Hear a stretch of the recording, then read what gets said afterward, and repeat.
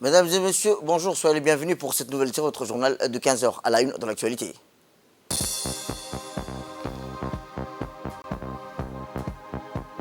À la une dans l'actualité nationale, le chef de l'État a adressé ses vœux à l'occasion du mois béni du Ramadan.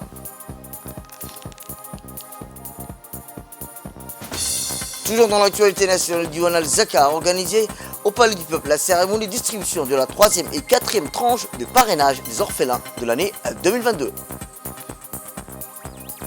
Et enfin, dans l'actualité internationale, le plus haut niveau du tennis et du beach volley qui s'est tenu au Qatar. C'était les titres. Merci à si vous nous rejoignez. Eh bien, le président de la République a exprimé ses meilleurs vœux et à ses compatriotes à l'avènement du mois béni du Ramadan. Le président de la République, son Excellence Ismaël Omar Guelleh, a, comme à la coutume, à l'avènement du mois béni du Ramadan, exprimé ses vœux les meilleurs, santé, de bonheur et de succès à tous ses compatriotes. Écoutons-le. الحمد لله رب العالمين والصلاة والسلام على أشرف خلق الله أجمعين سيدنا وحبيبنا محمد بن عبد الله عليه أفضل الصلاة وأتم التسليم. À l'occasion du mois béni du Ramadan, le président de la République, son Excellence Ismaël Omar Guelleh, a adressé ses meilleurs vœux au peuple djiboutien et à l'ensemble de la nation islamique, soulignant que ce mois est le mois de la miséricorde, du pardon. Ainsi, le Ramadan est le mois de la connexion à Allah par excellence à travers le Coran. Le chef de l'État a également exprimé ses souhaits d'Allah Tout-Puissant de répéter cette occasion solennelle sur notre chère patrie et sur toute notre nation islamique avec bien et bénédiction. Il a souligné que le jeûne est un raffinement et une promotion de l'homme et une purification de l'âme, et c'est une occasion exhortant chacun à investir ces mois sacrés pour faire plus de bonnes actions et à répandre l'esprit de fraternité et d'amour et les valeurs de tolérance, solidarité et à la compassion. Dans ce contexte, nous exhortons les commerçants à prendre en compte l'intimité du mois sacré et à éviter les prix excessifs, a confirmé le président de la République, son Excellence Ismaël Omar Guelleh. Le chef de l'État a souligné qu'il avait orienté aux autorités compétentes d'assumer leurs responsabilités en répondant aux besoins fondamentaux des citoyens pendant le mois béni du Ramadan et de prendre des mesures décisives contre quiconque tenterait d'augmenter les prix. Le vendredi 24 février 2023, notre précieux pays devait écrire un nouveau chapitre de sa richesse carrière démocratique en assistant à une élection électorale qui, une fois de plus, démontre la grande conscience du peuple djiboutien, son empressement et sa détermination à exercer son droit électoral garanti par la Constitution, a déclaré le chef de l'État.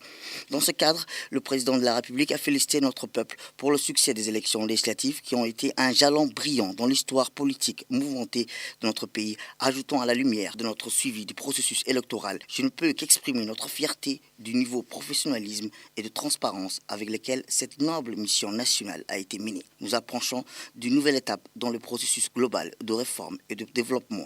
Avec l'aide de Dieu et sa bénédiction, nous ferons des pas en avant confiants et accélérés pour ouvrir des larges horizons de réussite à tous nos chers pères et leur fournir la vie décente qu'ils méritent, a affirmé le chef de l'État, son Excellence Ismaël Omar Guelleh. وأن يعيننا على الصيام والقيام وأحياء ليالي الشهر الفضيل بالطاعات. شهر مبارك وكل عام وأنتم بخير والسلام عليكم ورحمة الله وبركاته. Autre actualité dans ce 15 heures, c'est aussi le président de l'Assemblée nationale, M. Dileta Mohamed Dileta, qui a reçu ce matin en visite de courtoisie l'ambassadeur des États-Unis à Djibouti, M. Jonathan J. Pratt. Les discussions ont porté sur l'excellente relation entre les deux pays. L'ambassadeur a confirmé le soutien continu des États-Unis, notamment le soutien de la base américaine aux forces armées djiboutiennes dans le domaine du renforcement des capacités. Puis ensuite, le président de l'Assemblée nationale, M. Dileta Mohamed Dileta, a reçu en visite de courtoisie le coordinateur résident, M. José Barona, M. Nicolas Guinard, et chef de bureau de la coordination, et Mme Taroua Hamza Hassan, chargée de la communication du bureau de la coordination. Au milieu de discussion, les renforcements des relations entre le bureau des Nations Unies à Djibouti et la République de Djibouti, a évoqué le président de l'Assemblée nationale, M. Dileta Mohamed Dileta, et leur intérêt, son appui et sa disponibilité. Ensuite, le président de l'Assemblée nationale, M. Dileta Mohamed Dileta, a reçu ce matin en visite de courtoisie le chargé d'affaires de l'État de la Libye, M. Mohamed Mahjoub, porteur de messages de félicitations du président libyen, M.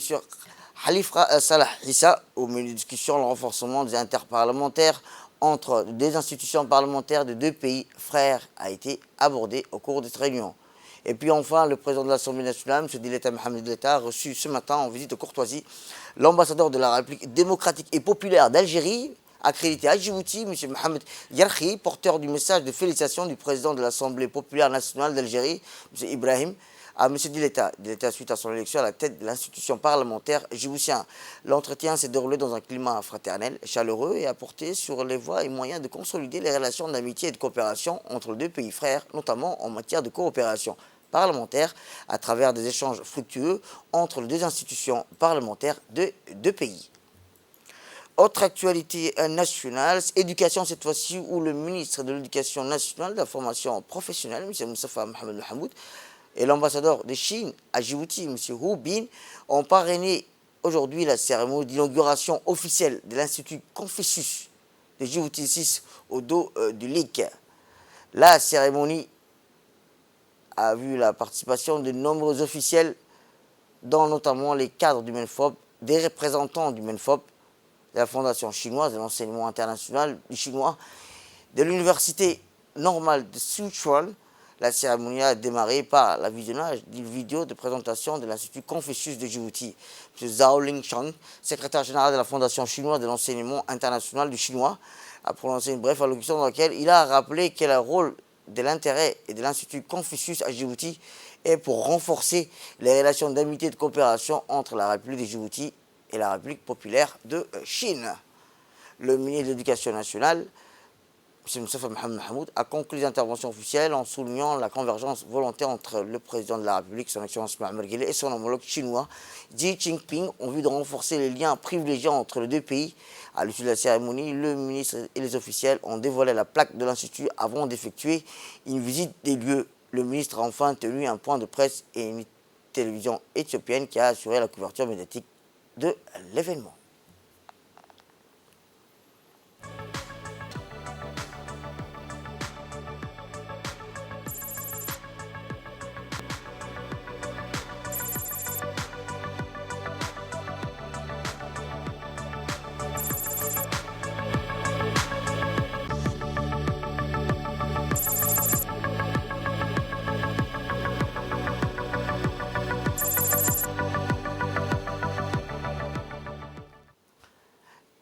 L'ambassadeur de Chine à Djibouti a ensuite exprimé ses sincères remerciements au MENFOP pour avoir établi avec la Fondation de l'enseignement international du chinois, l'Université normale du Sichuan, l'Institut Confucius de Djibouti qui va davantage à la coopération sino-djiboutienne dans le domaine de l'éducation, de la culture.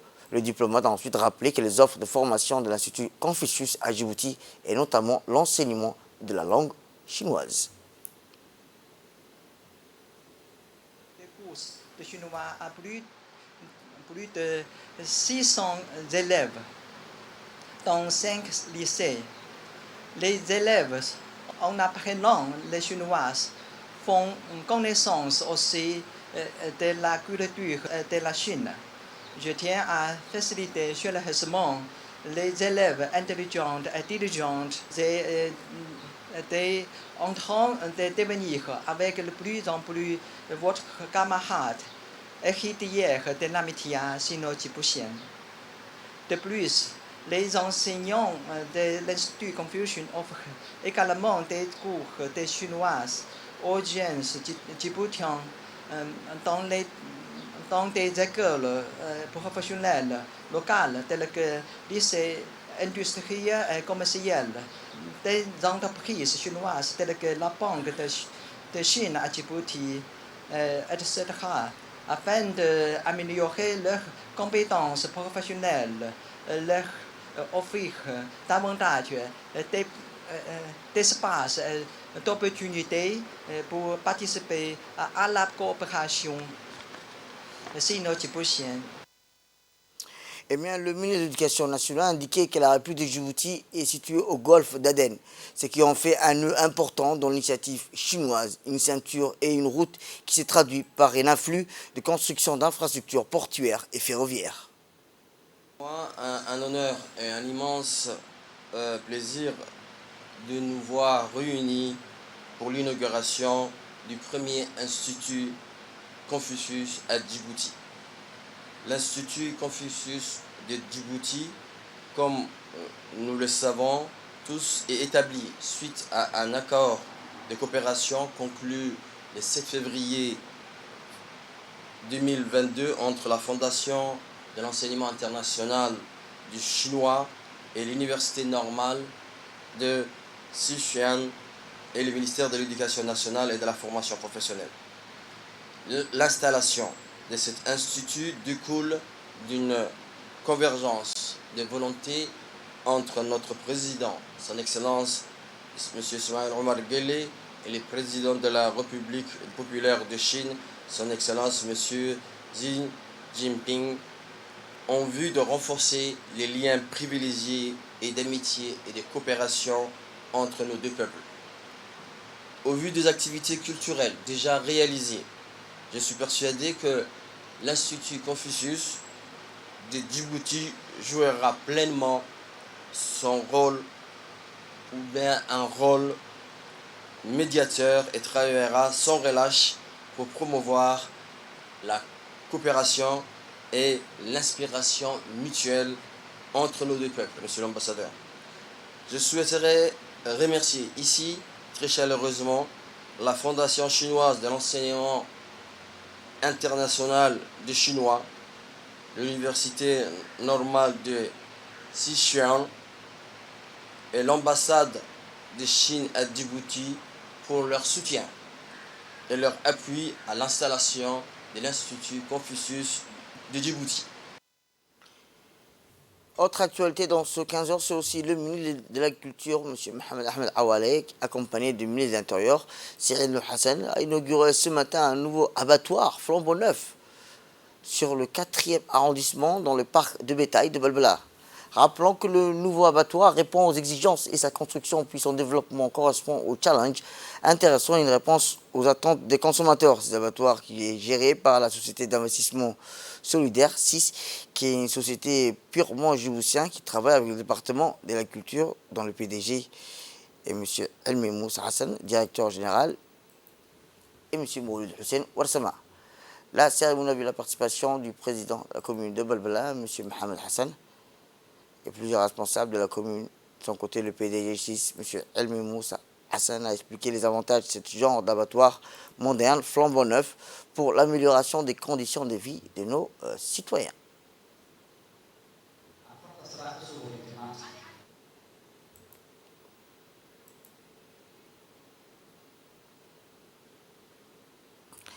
Écoutons à présent les propos du président de la commune de Balbala. Un agréable plaisir de vous souhaiter la bienvenue dans la commune phare de la capitale. Et j'approuve un immense plaisir et une grande fierté de me tenir devant vous pour l'inauguration du premier abattoir local de la commune de Balbala. En effet, à ma connaissance, le parc à bétail de Balbala a été construit en 1988 avec l'aide de l'Union européenne et a toujours joué son rôle important de transit des animaux pour la vente suivie par le laboratoire ici de la commune de Blohaus en 1989 grâce à un financement de FADES. Ces structures complémentaires ont été lentement des subdivisions de la direction de l'élevage et de la pêche et pour des objectifs de l'organisation de gestion et de fonctionnement des unités agro-industrielles, soit entièrement atteints selon la recommandation de plusieurs rapports d'études réalisés. Le gouvernement a enfin décidé de s'orienter vers la privatisation de ces activités commerciales tout en veillant sur les obligations publiques qui sont la garantie de la qualité de la viande, les suivis sanitaires des animaux à leur entrée à part à bétail et aux abattoirs, la distribution de la viande et le traitement et le stockage des sous-produits. En outre, l'inauguration au sein de notre commune du premier abattoir local sera un outil pour sauvegarder la santé de nos populations et de lutter contre l'abattage clandestin. Direction l'Afrique de l'Ouest, où une délégation de l'inspection générale d'État de la République de Djibouti a pris part au 10e colloque international du Forum des inspections générales d'État d'Afrique, institution assimilée au Fidji, qui s'est ouvert le lundi 20 mars au Sofitel, à Abidjan, en Côte d'Ivoire. La cérémonie d'ouverture de ce 10e colloque est placée sous la présidence du vice-président ivoirien, M. Konotiem Okomele, et a vu la participation des chefs d'État et de gouvernement des institutions membres du Fidji et les membres du gouvernement ivoirien, du ministre des Relations extérieures, de la République d'Angola, ainsi que des missions diplomatiques. Autre actualité dans ce 15h, je vous le disais dans le titre, lors de la Kafala, la Diwan al-Zaka a organisé la cérémonie de distribution de la 3e et la 4e tranche de parrainage des orphelins de l'année 2022. C'est sous le haut patronage du ministre des Affaires musulmanes et des biens Waqf, M. Moumen Hassan Barre, que le Diwan al-Zaka s'est tenu hier dans la grande salle du Palais du Peuple, une cérémonie consacrée à la distribution de la 3e et la 4e tranche de parrainage des orphelins, autrement dit le Kafala, de l'année 2022. La cérémonie s'est tenue en présence du ministre de la Défense chargé des relations avec le Parlement, M. Hassan Omar Mohamed, des membres du conseil d'administration du Diwan al-Zaka, Cheikh Mohamed Abdi Saïd, ainsi que le directeur général du Diwan al-Zaka, Suleiman Hussein Moussa, et en autres représentants des grands parrains des institutions civiles et militaires. Au cours de l'événement, c'est l'allocation des orphelins qui a distribué environ plus de 1160 orphelins issus des quartiers populaires de la ville de Djibouti et des banlieues de Blabla, soit 30 000 francs djiboutiens pour chaque orphelin. Il a noté que des distributions similaires ont été effectuées au niveau des régions de l'intérieur, du niveau au pays au cours des dernières semaines. Il convient également de rappeler que le Diwan al-Zaka a été créé à l'initiative du président de la République en 2004 et l'une des tâches les plus importantes qu'il accomplit est de collecter les fonds de la Zaka et de redistribuer aux bénéficiaires des pauvres et vulnérables de la société, et plus de mettre en œuvre le programme de parrainage des orphelins, le Kafala, autrement dit, lancé aussi par le président de la République en 2007. La cérémonie de distribution de cette cotisation financière aux orphelins a été couronnée d'une série de discours dans l'intervention de Cheikh Mohamed Abdi Saïd, membre du conseil d'administration de Diwan al-Zaka.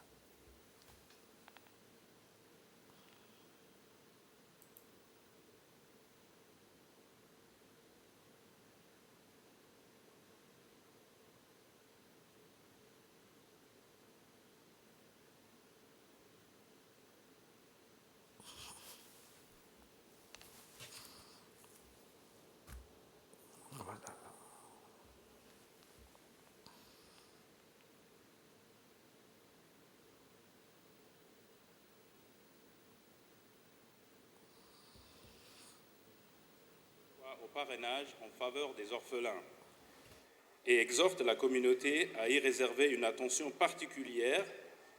Et la raison de cela réside dans le fait que le parrainage des orphelins purifie l'âme des maux tels que la perfidie ou l'hypocrisie.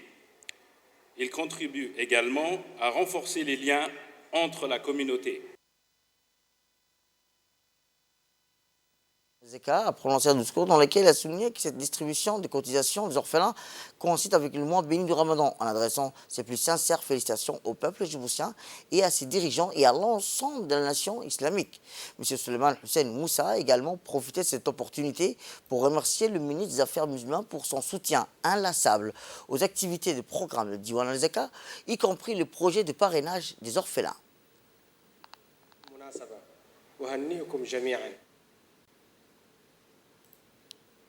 Et enfin, le ministre des Affaires musulmanes et des biens Waqf, M. Moumen Hassan Barre, a prononcé un discours lors de la cérémonie en félicitant tout d'abord les participants à l'occasion du mois béni du Ramadan, demandant aux Tout-Puissants d'accepter le jeûne de tout le monde et de nous rendre ce mois sacré à notre pays et à la nation arabe islamique avec plus de bonté.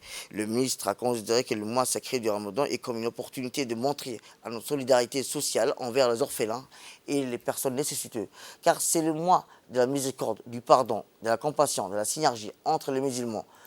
Parrainer des orphelins est devenu une culture sociétale dans le cadre de la politique sociale élaborée par le président de la République, son Excellence Ismaël Omar Guelleh. Et c'est l'un des devoirs qui incombe à toute personne ayant la capacité de participer à cette initiative humanitaire, a déclaré le ministre des Affaires musulmanes. Parlant du programme de parrainage d'orphelins, le ministre des Affaires musulmanes a affirmé que les objectifs du programme de parrainage d'orphelins, donc de fournir un accompagnement et un soutien à ceux qui ont perdu leurs parents ou qui en avaient personne s'occuper d'eux, car le programme comprend les produits de première nécessité, en particulier l'éducation. Enfin, le ministre a exprimé l'espoir d'élargir le programme de soutien aux orphelins, appelant les actionnaires à s'engager à verser régulièrement ces cotisations au Diwan de la Zaka pour les remettre aux enfants et aux orphelins.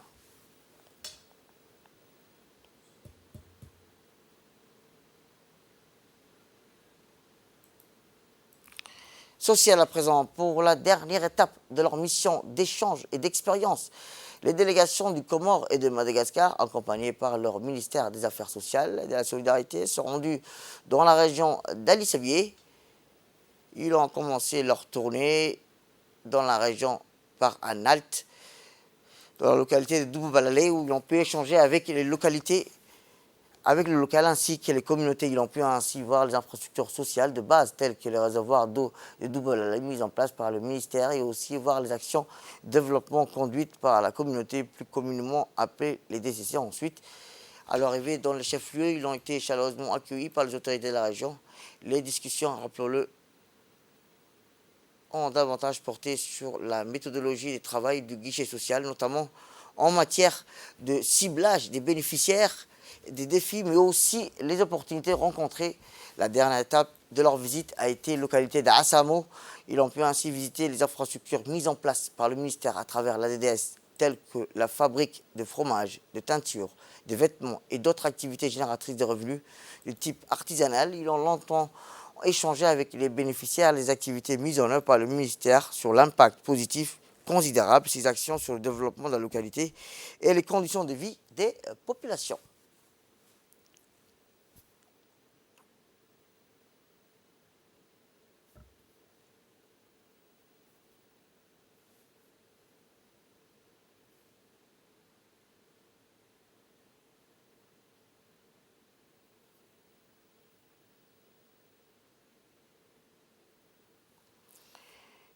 Et sans transition, et enfin arrivé au terme de leur mission d'échange de bonnes pratiques, d'expérience, le ministère des Affaires sociales et de la Solidarité, la ministre des Affaires sociales et de la Solidarité a organisé un atelier de restitution des visites des délégations des Comores et de Madagascar qui s'est tenu au Sheraton. L'objectif de cet atelier était pour les délégations de haut cadre de faire part de leur expérience et de leur pays respectifs après avoir échangé sur la bonne pratique en matière d'échange, d'identification et de ciblage des bénéficiaires de projets, de programmes sociaux. Dans ce cadre de recommandations pour Djibouti ont pu être formulées. En effet, l'objet de la visite portait essentiellement sur les outils et les dispositifs mis en place par le ministère pour faciliter l'identification et la coordination d'aide dans les cadres des prestations sociales et pour la population. Ainsi, les Comores ont pu présenter l'état d'avancement et la mise en place des registres sociaux uniques de la protection sociale qui est dans sa phase de mise en œuvre.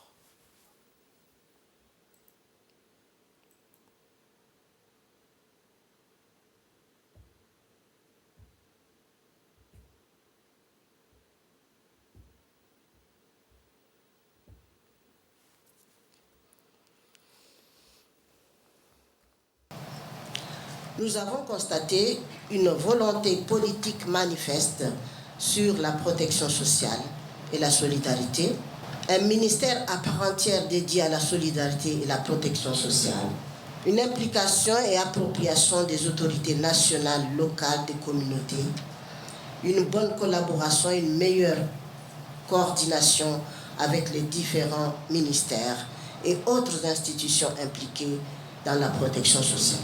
Existence des guichets sociaux dans les régions pour faciliter l'enregistrement des ménages.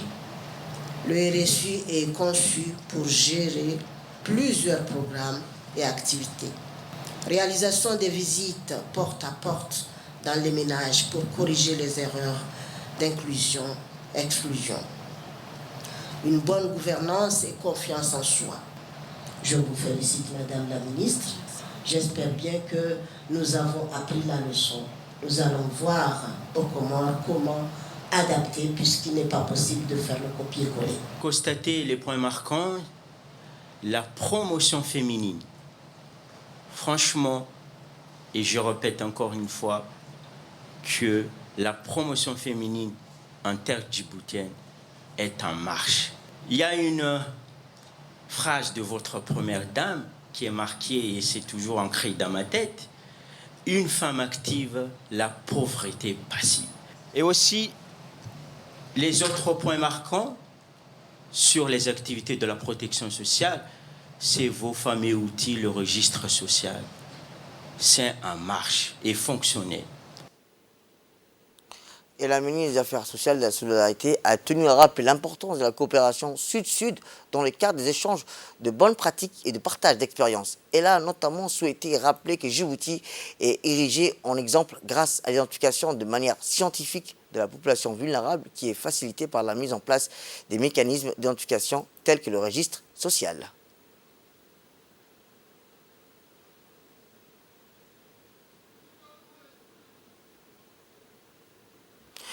Autre actualité dans ce 15h, c'est la lutte contre la contrebande de 4 s'identifie dans la région d'Ali Sébié. Et à cet effet, une forte contingent de police de la capitale a été déployée pour renforcer le détachement de la police de la région d'Ali Sébié pour lutter contre le contrebande muni de ces derniers d'équipements de pointe tels qu'un avion, autogire, des drones. Les policiers effectuent tous les jours des opérations musclées dans les montagnes pour dissuader les contrebandiers. De ce fait, depuis le renforcement du dispositif, plus de 15 000 kilos de 4 de contrebande ont été saisis dans tout le chemin emprunté par les contrebandiers et ont été ainsi quadrillés. Ces activités qui se poursuivront vont mener de concert par la police de l'armée de douane. Ces manœuvres dissuasives ont pour objectif de mettre un coup d'arrêt final aux activités des contrebandiers qui nuisent fortement à l'économie de notre pays. Désormais, tous les moyens humains et matériels seront déployés pour stopper ces fléaux qui constituent la contrebande de 4. Rappelons que la contrebande est un fléau qui nuit au développement économique de notre nation. Il incombe donc à chaque citoyen de mener de son côté la lutte contre faire cesser ce commerce illicite.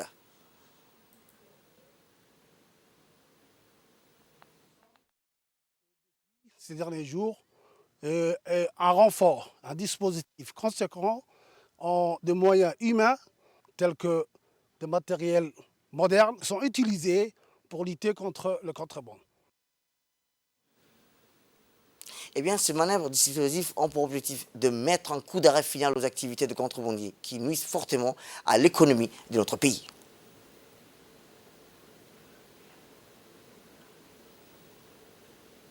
Direction golaha sare waxaan u niminay Ali Sabiix kolonel Qoble taa oo lagu soo siiyay amarka inaan wax alla wixii uu amar ku bixiyo.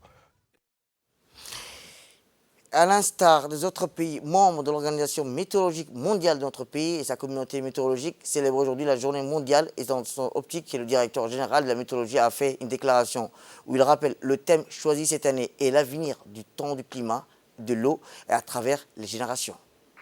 Du monde entier, notre pays et sa communauté météorologique célèbrent aujourd'hui la journée météorologique mondiale. Sans relater l'historique, cette journée du 23 mars commémore l'entrée en vigueur le 23 mars 1950 de la Convention portant création de l'Organisation de la météorologie mondiale.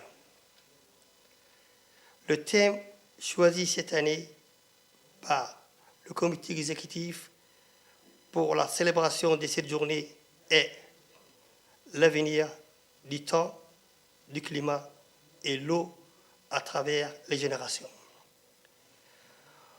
Notre temps, notre climat, notre cycle d'eau ne connaissent pas de frontières nationales et politiques.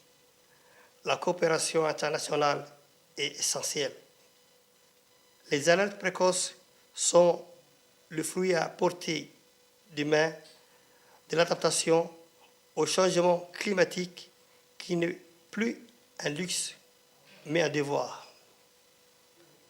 C'est avec l'optique de mieux comprendre le changement climatique et ses impacts négatifs sur la sécurité et le développement socio-économique que le gouvernement djiboutien, à travers la politique prônée par son Excellence M. Ismaïl Omar Guelleh, président de la République, soucieux du bien-être et de ses citoyens, s'est donné le moyen d'affronter l'avenir avec assurance en créant en 2012 l'Agence nationale de la météorologie, dont la mission première est de jouer un rôle essentiel dans la prévention des risques d'origine hydrométéorologique et climatique.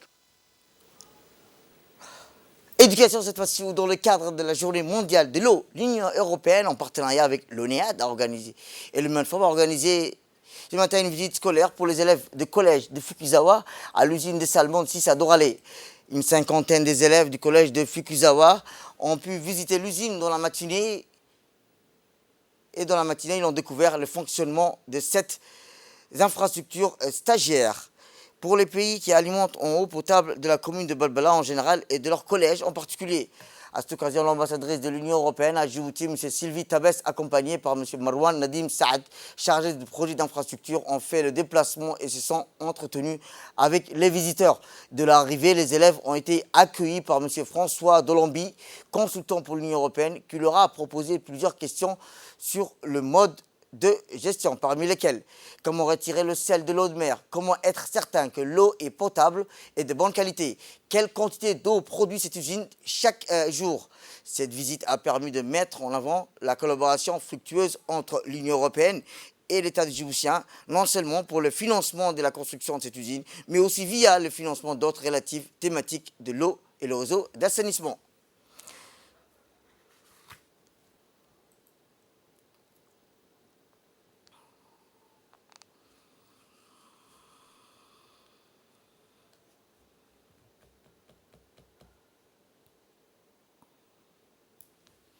Et dans l'actualité internationale, réparer plutôt que jeter. À Bruxelles, jeter les déchets électroniques, réparer les appareils ménagers au lieu que les jeter et d'en acheter de nouveau. Un mode de pensée qui pourrait connaître une nouvelle renaissance en Europe. Bruxelles, Circule Bruxelles, répare les machines usagées pour les donner à une seconde vie. Nous collectons des machines usagées, des lave-vaisselle, des lave-linges afin de les réparer et de les mettre à neuf. C'est une fois que c'était fait, nous le distribuons à des personnes en situation de précarité énergétique et des personnes qui n'ont pas les moyens d'acheter des machines neuves, a déclaré la directrice de cette société. C'est la fin de cette édition. Merci à vous de nous avoir suivis. Restez avec nous pour la suite de nos programmes télévisés. Bon week-end à vous et bonne fin de journée.